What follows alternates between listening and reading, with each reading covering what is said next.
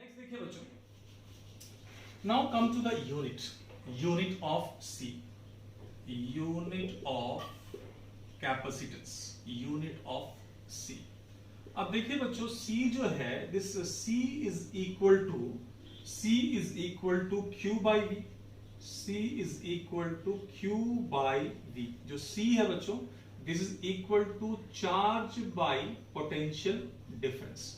तो what is unit बच्चों, इसका यूनिट क्या होगा, व्हाट इज द यूनिट। अब देखिए यहां पे कि हमारे पास C जो है, C is equal to Q by V. तो इसका यूनिट क्या होगा बच्चों, चार्ज का जो यूनिट होता है it's a coulomb and potential difference का यूनिट क्या होगा, वोल्ट। तो व्हाट इज यूनिट, तो यूनिट ऑफ C इज क्या होगा बच्चों, कूलम पर वोल्ट। ठीक है, इसका जो यूनिट होगा, कैपेसिटेंस का जो यूनिट है, इट्स ए कैपेसिटेंस का जो unit, capacitance equal to charge by V. तो यूनिट ऑफ चार्ज का यूनिट क्या होता है बच्चों, कूलम, और V is a potential difference, क्या यूनिट होगा, वोल्ट, कूलम पर वोल्ट। और कूलम पर volt is combinedly called farad. याद रखिएगा बच्चों, it is also called farad. ठीक है, इसको हम यहां जो है कैपिटल F से डिनोट करते हैं। ठीक है, मतलब कूलम पर volt is also called farad. Coulomb पर वोल्ट को हम कंबाइंडली क्या बोलेंगे बच्चों, कूलम पर volt is combinedly called farad. ठीक है, तो what is the SI unit, what is the unit of capacitance. तो कैपेसिटेंस का जो यूनिट है बच्चों, इट्स ए कूलम पर वोल्ट, और कूलम पर volt is combinedly called farad. ठीक है, ओके बच्चों, देखिए अगर हमें 1 फेराड डिफाइन करना है, कैपेसिटेंस को 1 फेराड अब डिफाइन करना है। ठीक है, जैसा हमने ऑलरेडी देखा भी कि capacitance is equal to Q by V होता है। ठीक है बच्चों, capacitance equal to Q by V.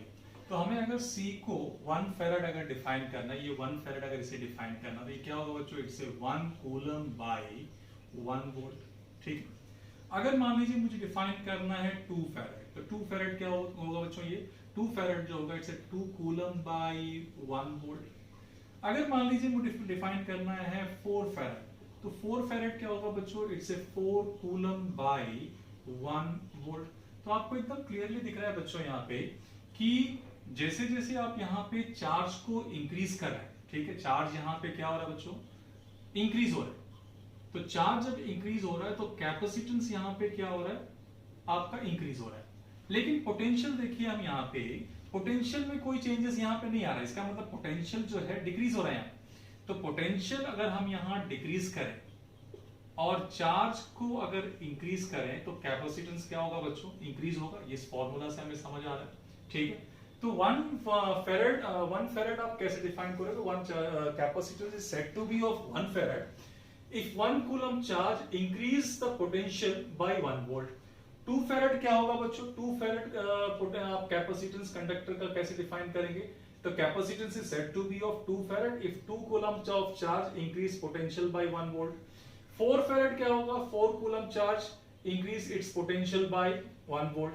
तो आपको एकदम क्लियरली यहाँ पे दिख रहा है कि चार्ज इंक्रीज हो रहा है, बट V का जो वैल्यू है प्लस देखा जाए तो डिक्रीज हो रहा है यहाँ पे, और कैपेसिटेंस यहाँ पे क्या हो रहा है बच्चों, इंक्रीज हो रहा है। ठीक है, तो अगर आपको डिफाइन करना 1 फेराड, तो 2 फेराड, ये आप इस तरीके से डिफाइन कर सकते हैं। ठीक है बच्चों, नेक्स्ट हम देखेंगे capacitance of spherical conductor.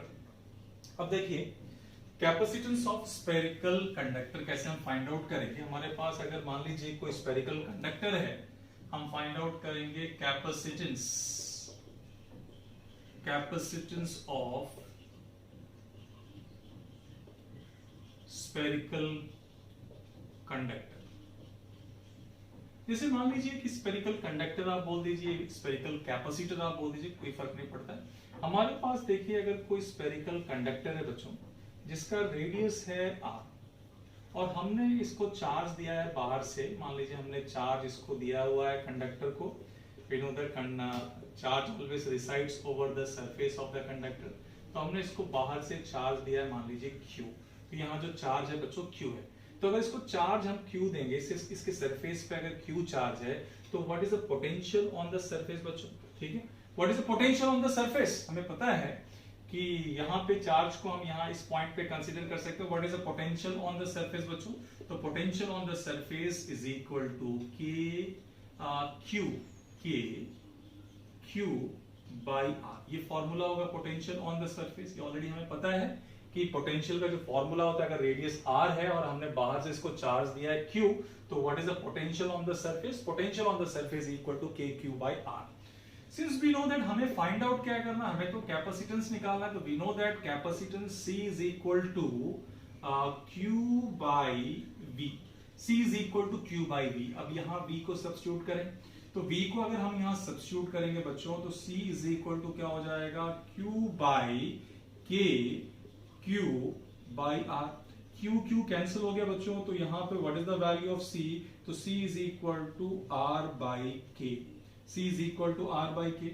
We know that बच्चों कि since we know that K is equal to 1 by 4 pi epsilon naught. So that means what is the capacitance of isolated spherical conductor? तो capacitance of spherical conductor is equal to, हम इसको यहाँ ऐसे substitute करेंगे तो हमें क्या मिलेगा बच्चों? इससे 4 pi epsilon naught R। तो इस फॉर्मूला से आपको एकदम क्लियरली बच्चों समझ आ गया होगा कि C जो है, C डिपेंड करता है किस पे? C depends on R and C जो है it depends on epsilon naught। तो C depend on R। R means what? R means उसका जो रेडियस है उस पर डिपेंड कर रहा है। इसका मतलब it depends upon shape, size, या बोल सकते हैं इसका geometrical factor। It depends upon geometrical factor।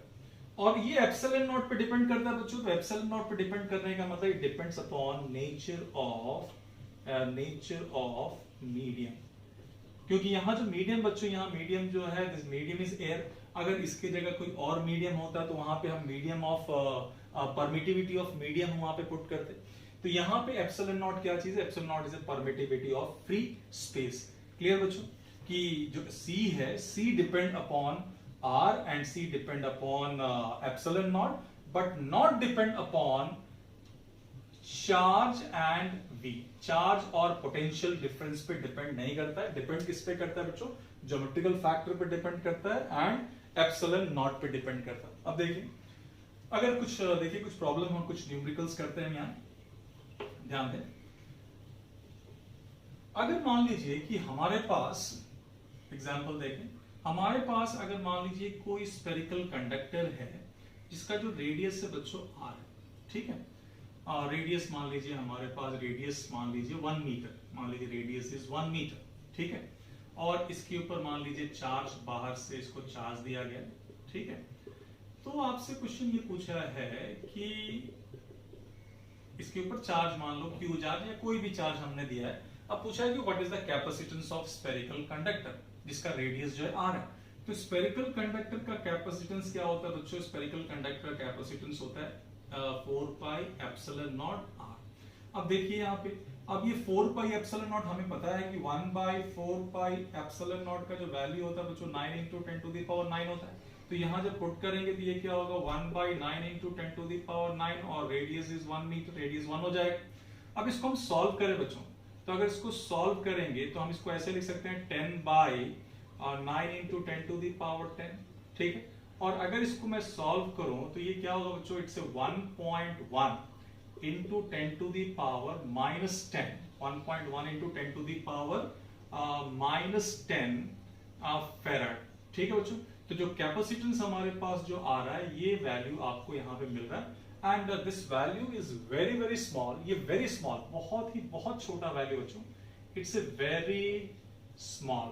देखिए 10 टू द पावर माइनस 10, ठीक है। इसलिए आप देखेंगे कोई भी कैपेसिटर आप जब उठाएंगे तो कैपेसिटर जो लिखा रहता है, कैपेसिटेंस जो लिखा होता है कैपेसिटर को, हमेशा माइक्रोफेराड में ही होता है। तो इसको अगर माइक्रोफेराड में भी अगर मैं लिखूं तो ये क्या होगा? It's 1.1 into 10 to the power minus 4 microfarad होगा बच्चों, ठीक है। तो बहुत स्मॉल है, बहुत छोटा है, ठीक है। अगर मान लीजिए मैं आपसे बोलूं find out capacitance of earth, earth का कैपेसिटेंस आप फाइंड आउट करें, ठीक है। जैसे मान लीजिए एग्जांपल हमें करना है, जैसे अर्थ का रेडियस हमें पता होता है, ठीक है। कैपेसिटेंस ऑफ अर्थ, ठीक है। और अर्थ का रेडियस क्या होता है बच्चों? अर्थ का रेडियस होता है 6.4 into 10 to the power 6 metre, ठीक है। 10 to the power 6 metre, 6.4 into 10 to the power 6 metre ये अर्थ का रेडियस होता है। और इसके ऊपर मान लीजिए कोई भी चार्ज है, ये अर्थ है, अर्थ, और इसके ऊपर कोई चार्ज यहाँ पे मान लीजिए है, और आपसे पूछा जाए कि what is the capacitance of earth, earth का जो कैपेसिटेंस है फाइंड आउट करें। तो we know that capacitance is equal to, capacitance जो होता है C is equal to 4 pi epsilon naught, radius होता है, तो this is equal to 1 by 4 pi epsilon naught, that means it is a 9 into 10 to the power 9, और ये क्या होगा 6.4 into 10 to the power 6 metre, ये रेडियस हो गया अर्थ का, ठीक है बच्चों। तो इसको जब आप सॉल्व करोगे तो वी गेट 711 माइक्रोफैराड। अब ध्यान दीजिए बच्चों कि अर्थ का रेडियस जो है ये लगभग 6400 किलोमीटर होता है, मतलब 6.4 into 10 to the power 6 metre होता है। इतना बड़ा रेडियस है उसका, इतना बड़ा जो साइज है, फिर भी देखिए यहाँ जो कैपेसिटेंस है वो कितना आ रहा है, 711 माइक्रोफैराड के आसपास जो है इसका कैपेसिटेंस आ रहा है बच्चों। That means the capacitance is very very small. Earth इतना बड़ा साइज है फिर भी उसका जो कैपेसिटेंस है ये बहुत ही स्मॉल है। इसका मतलब बच्चों कि जो फैराड होता है, farad is a very big unit, farad कोई स्मॉल यूनिट है, farad is a very very big unit. Clear. एक चीज और मैं बता दूं कि जो स्पेरिकल कैपेसिटर जो होता है, ठीक है, अगर हम जो है आगे जो कैपेसिटर बेसिकली जो पढ़ेंगे हमारे सिलेबस में, जो कैपेसिटर है ये पैरेलल प्लेट कैपेसिटर है, ठीक है। और कैपेसिटर कई टाइप का होता है, स्पेरिकल होता है, पैरेलल प्लेट कैपेसिटर होता है, सिलिंड्रिकल कैपेसिटर होता है, बट हमारे सिलेबस में जो कैपेसिटर है it's a parallel plate capacitor, जो हम नेक्स्ट टॉपिक में पढ़ेंगे, ठीक है। एक चीज और मैं बता दूं कि जो स्पेरिकल कैपेसिटर को हम बहुत कम यूज करते हैं, क्योंकि स्पेरिकल कैपेसिटर का जो कैपेसिटेंस होता है इट्स वेरी वेरी स्मॉल, उसका जो कैपेसिटेंस है बहुत स्मॉल होता है, इसलिए बेसिकली हम स्पेरिकल कैपेसिटर को यूज नहीं करते हैं, हम यूज करते हैं पैरेलल प्लेट कैपेसिटर को जनरली। तो हमारे सिलेबस में जो है जो ज्यादा कंटेंट जो हमें पढ़ना है वो आपको पढ़ना है स्पेरिकल पैरेलल प्लेट कैपेसिटर, जो हम नेक्स्ट टॉपिक नेक्स्ट वीडियो में डिस्कस करेंगे।